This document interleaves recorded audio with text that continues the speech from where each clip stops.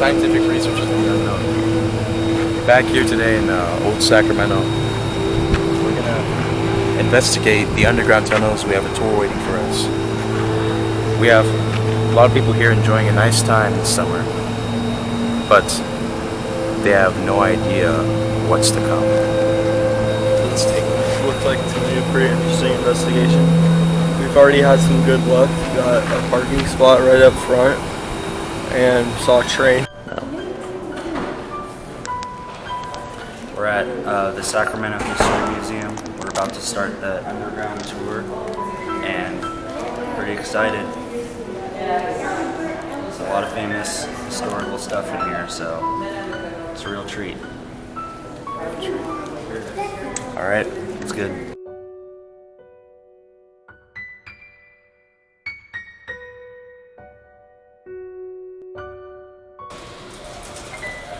So we previously were inside the underground tunnels. Scientific researchers of the unknown uncovered what seems to be a lot of, antique artifacts and a lot of remnants of, flooding and areas that were burned down once were popular in this area. A lot of history that surrounds this area. It's nice, but we're standing here at the Natural History Museum, but we weren't allowed to film the underground because the unknown is the only thing that settles there. And we were here to go down there and see what we could find. I have with me my co-investigators, Carson French, Nolan French. There was a lot of stuff down there. The EMF is going crazy, and for some reason they don't want us to film. There's something You have to talk louder. There's something that society is hiding from us, and we need to find it. And that's why we're here. And we got a lot of cool stuff while we were down there. Thank you. Yeah, so we still are, looking around, trying to see what else we can find, and we later are going to visit the Lady Adams building somewhere outside here. But underground, we saw a lot of signs of the EMF reader going off like crazy suddenly in areas that had like no electricity. There was nothing of any modern communication devices nearby. All we had was an EMF reader, some headphones and devices to hear what they're saying, because the unknown roams around there. So we're gonna see what else we can find.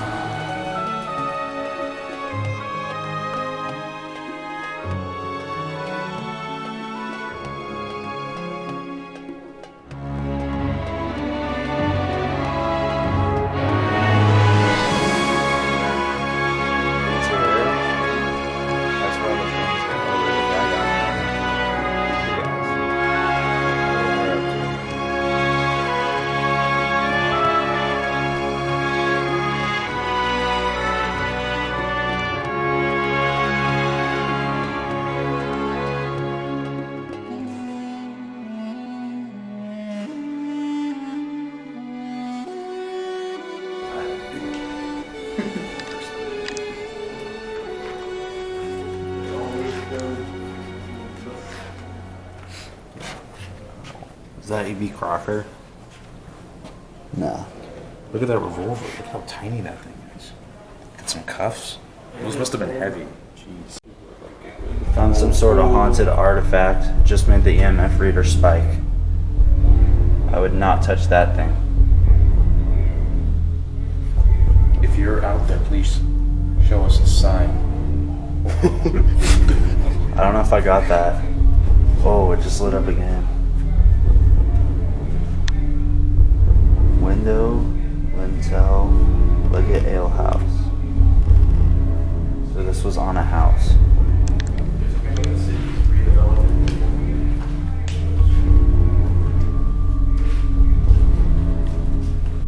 The gold nuggets here are getting heavy readings. The spirits are definitely attracted to these. Heavy readings there's no electronic equipment here. I mean, besides the lights, but usually lights don't trigger. The power of erosion. Yeah, like just these coins. It's real gold from Gold Rush. It's crazy. Even more here. Even more gold pendants. Gold. Here, no one. Take away the EMF reader from it. Like pull it away. See, it stops. Whoa, it's silver. Further it gets. There's more gold over here.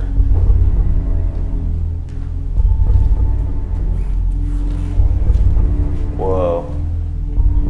It's lighting up like crazy. Wait, let me put it in infrared.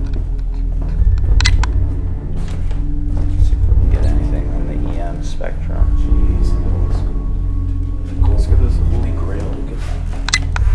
Ladies and gentlemen, we found the Holy Grail of Sacramento. Whoa.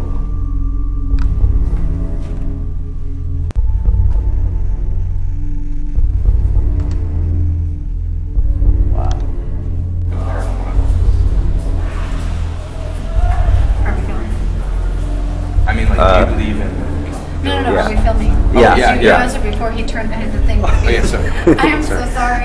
That's okay. Alright, so I am Brandon Kalick back on Scientific Researchers of the Unknown, and we have a special guest here, Benicia, who we're interviewing today. So Benicia, do you believe in any aspect of the paranormal? I don't, but I would be willing to entertain a story. If I hear about something, I'm not going to dismiss it. Because just because you saw something or you believe that something happened, it does not mean that because I don't believe that, it doesn't mean that I get a chance to throw down what you believe.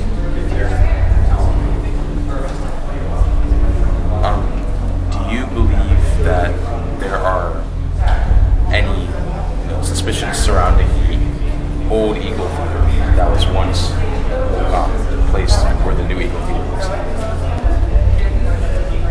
What do you mean by suspicions? What I mean is, do you believe there are any, major crimes that were committed? Any, like, for example, like, building wasn't, on fire, like, by an accident. Maybe it was like, deliberate because somebody, wanted to commit arson. Do you believe anything like that? Of course, the city during the early days was incredibly crime-filled. There was very little to stop things from going on. This sort of became like one of these boom towns where everything happened very quickly. So of course, they weren't going to have a lot of security and all of that in place during its early days. What was the majority of the population was made up of what ethnicity during the late 19th century? So, because of the gold rush, we had people coming in from different parts of the world. For example, the gentleman that founded this city was a white male, Sam Brennan. He was a Mormon, but we do know that a lot of the construction projects or the work that was done here was done by Chinese immigrants. Of course, there has always been a population of Mexicans living here in California or Mexican descendants that would come up here as well. So it was a melting pot, like it still is today. It was the same thing. Okay. Thank you for your time. Yeah, sorry guys, I'm not the best ghost person.